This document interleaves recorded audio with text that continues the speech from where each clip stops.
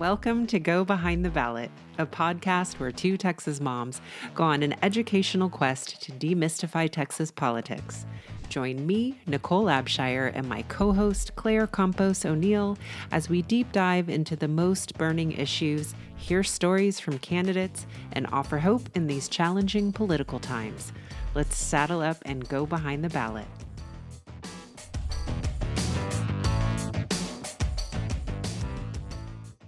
Hello, everyone. Welcome to this episode of Go Behind the Ballot. I'm Claire Campos O'Neill. And I am Nicole Abshire. And we are excited to chat with all of y'all about the Ken Paxton impeachment trial. So for those who've been listening, we have been talking about the 88th legislative session, and a lot happened from January to May of 2023.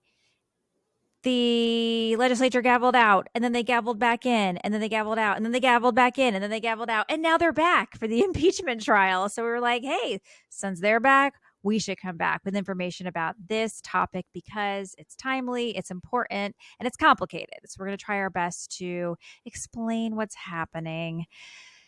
It's a lot, right, Nicole? It is a lot. It is worthy of popcorn. Sit back and eat your popcorn. It's entertaining, and yet it's also quite serious. So it has all the elements. Yes, it's interesting. And if you've been listening to the show, we talked a little bit about setting the stage for the impeachment trial in our last episode.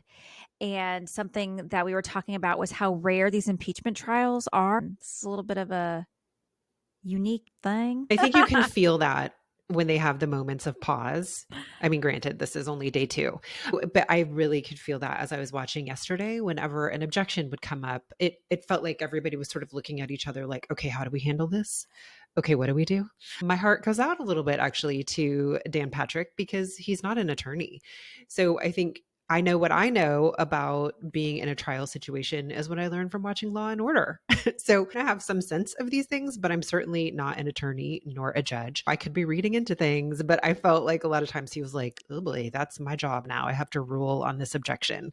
And he does, of course, have an advisor that sits right next to him. But, you know, you could feel that this is rare and that there's a lot of people figuring it out as they're going along. Yes, that reminds me.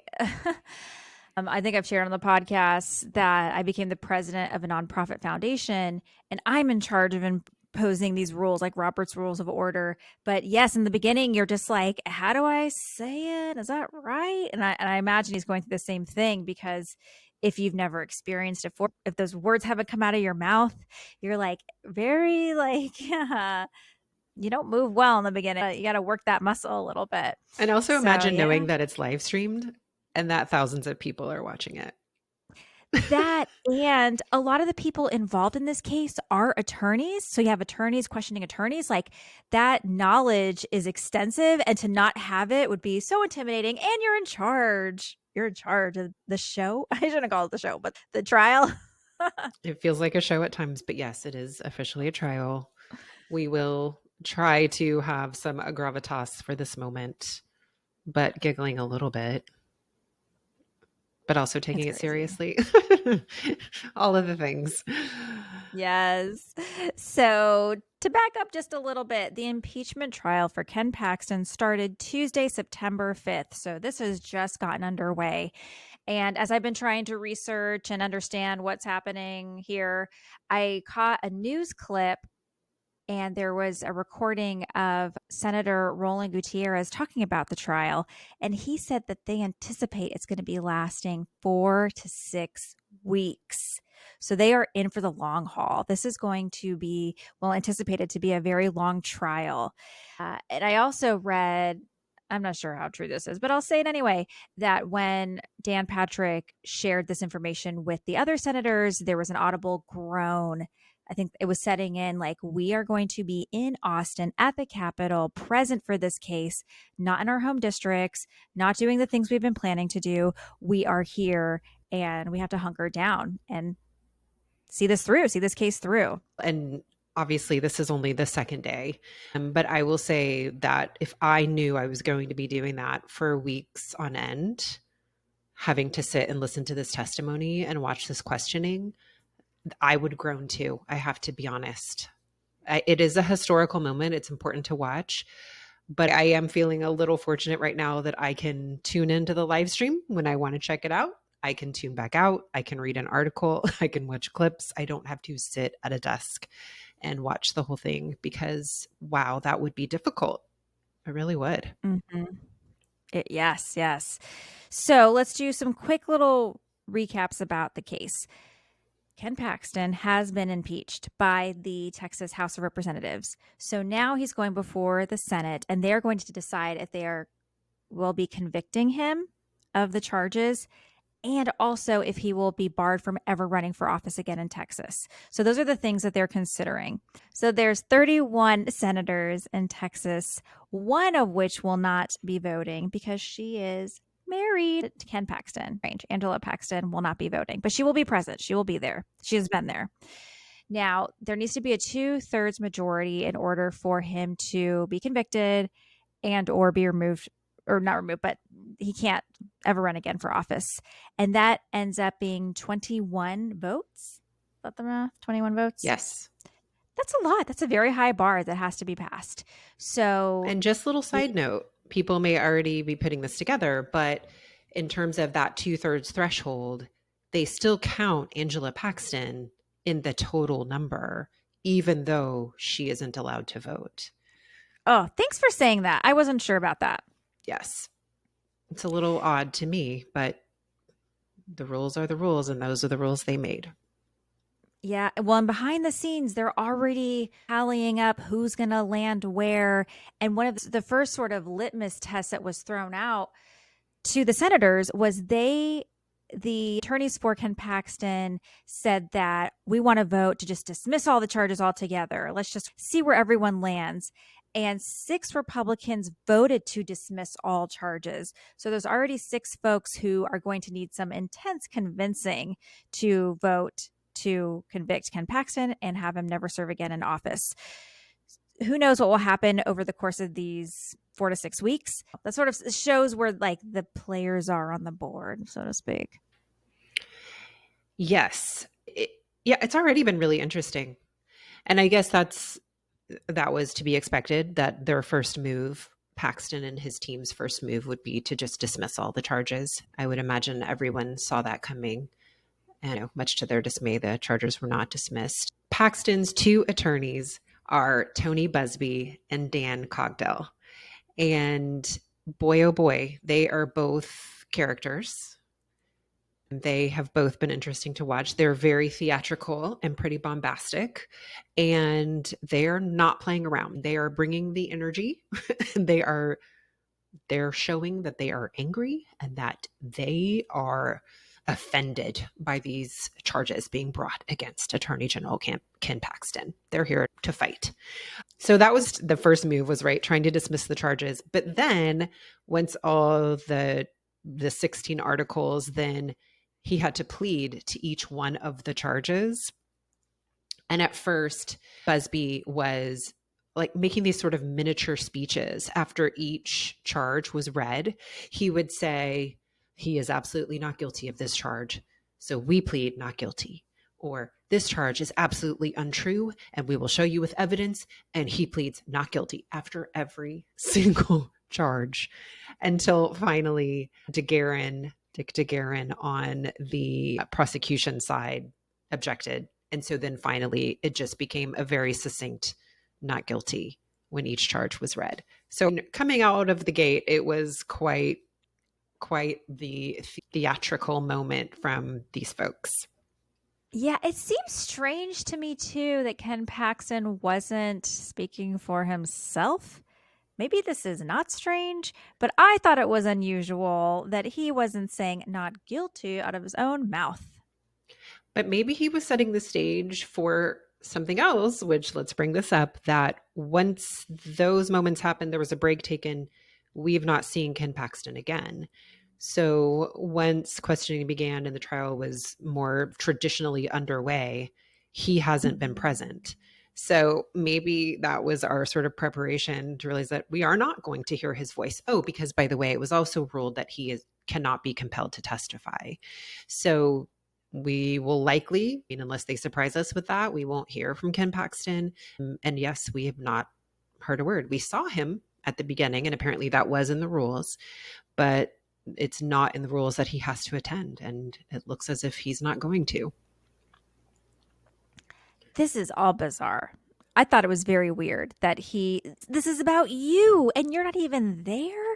I Don't would like, I think mean, you would want to hear what everyone is saying. I assumed, granted, assumptions are never wise to make, that because he's an attorney, he would want to hear the testimony and help to build his case.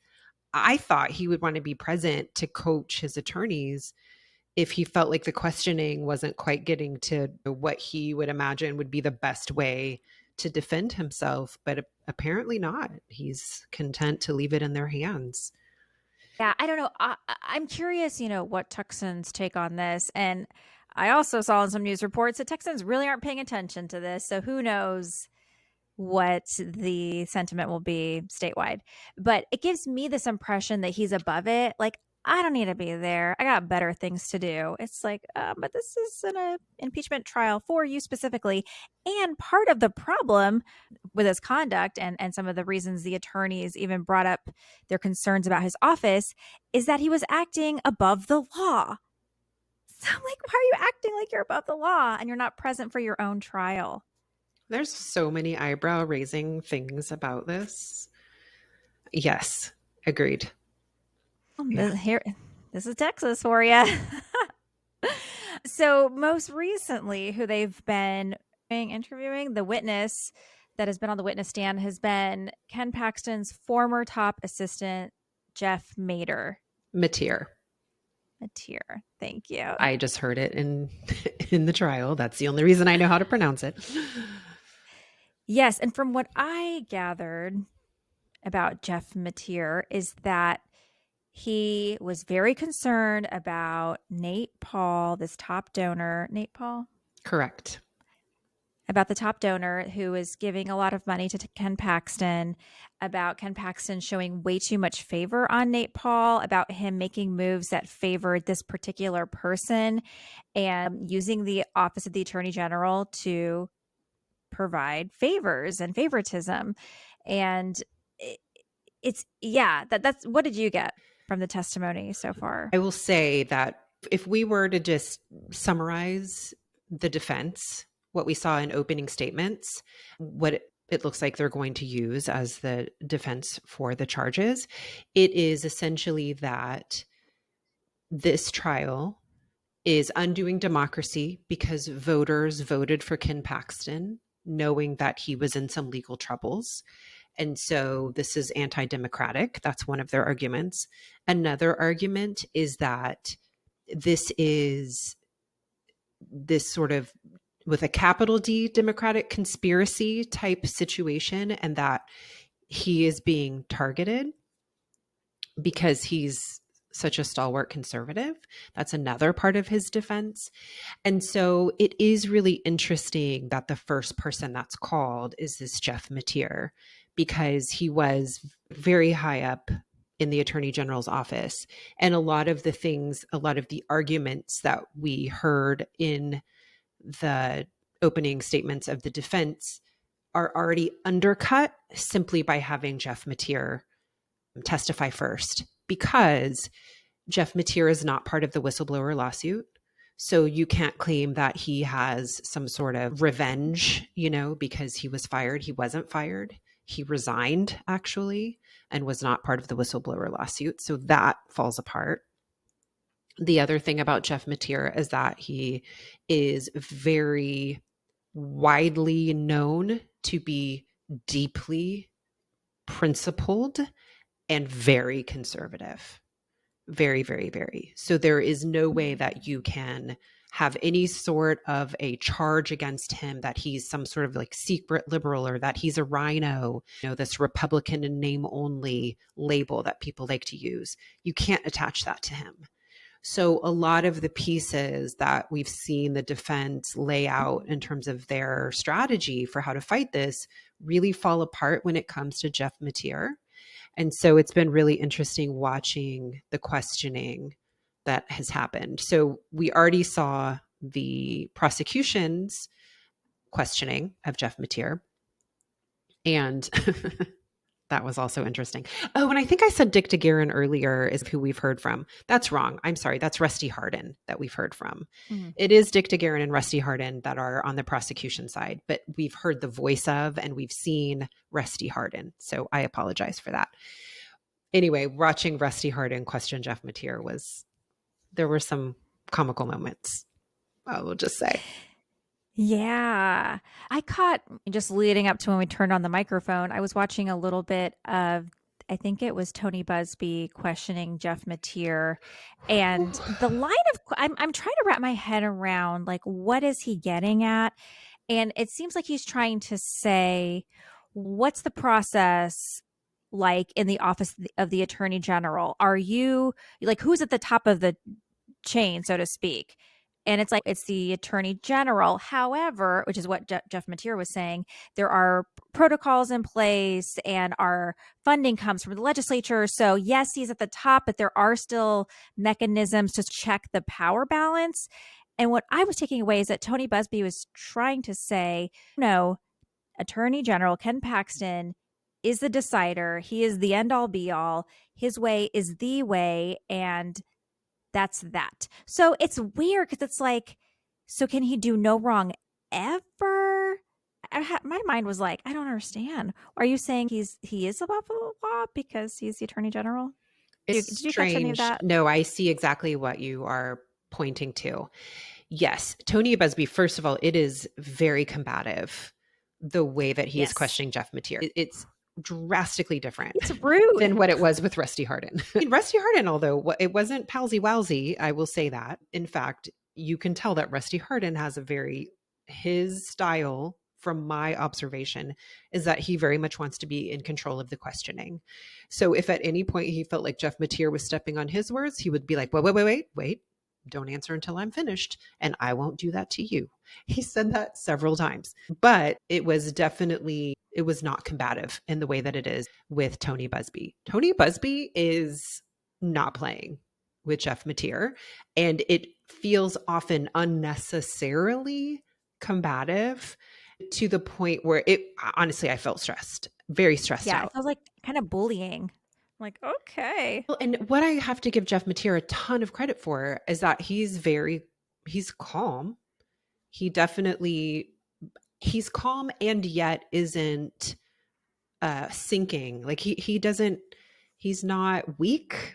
He is very much answering the questions and isn't falling into what often feels like traps that Tony Busby is trying to lay. So yes, I agree with what you said about what it seems like Tony Busby is trying to get out of Jeff Mateer. I think he's also trying to do some sort of establishing that they did a lot of inroads around Ken Paxton, that essentially, like what you're saying, they didn't respect his authority.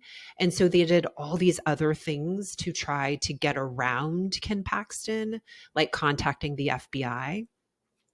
And he's trying to make it seem like they could have just asked Ken Paxton, and all of the things that they assumed, all of those questions would have been answered.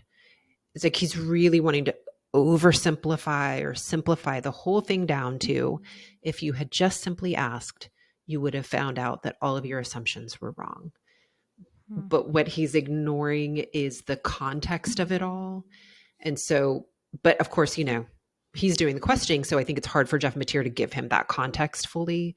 And the context is that they did talk to him. They had been trying to talk to him all along. They had been warning him about how his behavior and his actions appeared, that he's favoring someone and doing things that are out of the typical realm of the office for this one particular person that he's never done before. So Jeff Mateer is trying to also like inform him, no. I did go around him because at first I was pointing all of these things out and I was not getting answers. And essentially, it seems like what he's saying is I had no choice but to believe that there was something nefarious going on. I mean, he said he legitimately believed that he was being blackmailed by Nate Paul. Mm. He said that is what his behavior led him to believe. He genuinely believed that. He said those words. Yeah. I can't imagine being put in a position like that. Like you're just trying to do your job in an attorney general's office and your boss is putting you in a compromise. Well, I'm imagining what feels like a compromising position and you try to still find a channel to correct the ship, but you can't because your boss isn't listening. And I'm like, okay, thinking to myself, was Ken Paxton even around? Because he's not his own trial. Maybe he wasn't even around at the office. There's definitely a moment where they were bringing up that some of the things that happened, especially towards the end before Mateer resigned, he was out of town. I mean, it sounds like unlegitimate business for the state, but he was out of town. And so they're all having to get together to discuss what in the world is going on. Now, of Yeah. course, the way Busby characterizes it, it's like this backroom deal of people who have it in for Ken Paxton, who have this vendetta or the, agenda to take away his power. But again, what the broader context that we know from what Mateer has testified is that they had been raising alarm bells about the actions that Ken Paxton was taking, and they were being ignored, and they were increasingly getting worried. They had been trying to protect him. They were still trying to protect him, but they were being shut down at every turn. And yeah, they were deeply concerned. And again, worried that he was being blackmailed and that maybe they could give him a way out.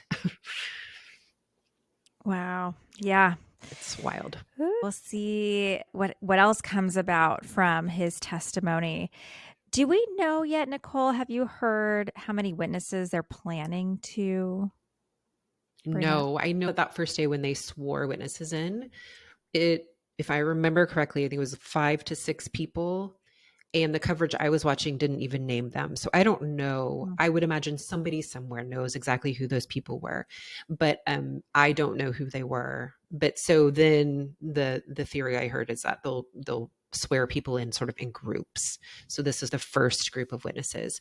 But no, I haven't heard. What I do know is that each side gets 24 hours of questioning. So, the clock is ticking down, and we'll see how many witnesses that allows to be called, what that winds up looking like when it's all said and done. They get 24 hours total for all the witnesses? Yes. So they had 60 Huh. minutes in opening statements and then 24 hours each of questioning, 60 minutes for closing. And then I think that's it. Interesting. Isn't it interesting? Yeah. This makes me wonder, though, how is it going to last 4 to 6 weeks? That's what it seems like. But you think about just opening statements, to me, it felt super long. I think because we forget that there's breaks that are taken in between. And then when it's all said and done, the opening on the prosecution side, they only took 17 minutes of their 60. So actually, they get to reclaim that time that they didn't use and add it to their 24 hours. Whereas the defense used, I think, 59 of their minutes. So they only get back 1 minute. So yes, somebody's having to keep track of all of this. And I don't envy that person that job either. Yeah, like little stopwatch. I know. Surely there's at least 2 people. I know I would be paranoid if that was my job. Okay. Wow. Well, this is interesting. I mean, I'm thinking back to, the fact that Ken Paxton isn't in the courtroom. I wonder too how much that has to do with his wife being present. Like, how awkward is this trial going to get? Because I don't think we have to say alleged. There is a mistress involved that I'm sure will come up in this trial. It That has to already be, has.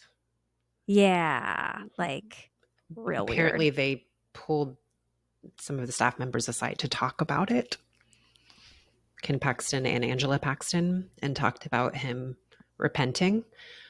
There's just so much. There's so much. And then I know that for a guy like Jeff Mateer, who's deeply conservative and is one of your very family values conservative kind of guys, that It sounds as if he took a lot of relief in that confession and then the repentance, but then to see that that isn't actually the behavior that continued to happen moving forward. In other words, I think after the repentance, then they found out she was in Austin and had likely been employed by Nate Paul to make access to her easier. Then it was deeply disappointing again. So True. he's seeing all sorts of behaviors that are raising alarm bells. Yeah. Yeah. Well, that spurs kind of one final thought that I've had recently with the impeachment trial is that out of the 6 Republicans who voted to dismiss the charges altogether, one of those 6 was Donna Campbell, the woman who had employed Ken Paxton's mistress at a previous time. So again, it's just very bizarre, how deep and grooved in these relationships are. And you have to just wonder how much can you really put that relationship and baggage aside and consider the trial in front of you. I don't know how they do it. And I feel like it'd be very hard for me to do that. Speechless. I'm speechless, right? All of the inner workings, which again would not be exposed if not for this. Yes, how could you be impartial? I know everybody will say that they're going to be, but I still don't know how you are. It's money, it's relationships, there's just so many ties that are disturbing for me. It is. Well, and this is, a discussion for another day, but it just reminds me that it would be great if we had term limits on some of these offices because these folks have been at the Capitol for such a long time. And as that happens, those relationships deepen and those entanglements get more interconnected. And maybe if we had a healthy turnover, it wouldn't be the way it is now where everyone has like some connection to another person or money or past relationships. It's just like, this doesn't seem healthy. No. Oh my goodness. I know. As the world turns, right? We'll keep our eyes on it. I will say this, I've gotten so much housework done because I will leave it on, but I don't want to just sit and watch it. So I'll be like, okay, I'll fold clothes while I watch. Okay, I'll wipe this thing down while I watch it. So it is a good, if anybody's looking for activities to do while watching, you might find that it helps you get some chores done that you might not otherwise get done. There you go. Yeah, multitask. Follow, Democracy Live and in action and get your chores done. I will say, and also speaking of Democracy Live and in action, it really is fascinating to see how all of this stuff works. I could never be an attorney. I realize more and more I don't have the brain for it, but it is fascinating to watch how it works. We'll be staying tuned and let us know if these updates are helpful. We haven't really decided yet if we're going to commit to following this the whole way through, but maybe we will. Maybe it will be a good exercise for us and good information for our wonderful listeners to know what's happening here in Texas at the Capitol with this impeachment trial and the things that we'll learn about our state and democracy and our politicians, because a lot is coming out from this historic event. All right, folks, thank you for tuning in. Don't forget to sign up for our newsletter at our website, gobehindtheballot.com. Our newsletters are great because if you don't have time to listen to this episode, and we totally understand that, you can get awesome little takeaways about the things we discussed. And we try to make them fun and silly with our memes and photos and all that great stuff. So sign up for that. Leave us a review, share the podcast with a friend, and stay tuned because we will be back next week. Thank you, everybody, for joining me, Nicole Abshire, and my co-host, Claire Campos O'Neill, on Go Behind the Ballot. Hopefully, we've demystified some little portion of Texas politics, and we hope that you'll do more with us. Check out our website at www.gobehindtheballot.com, where you'll find links to all of our social media, and you will find our community. Let's join together and do more. We hope you'll let us know what is working, and we hope you'll join us next week. Thanks, everybody, and have a good one.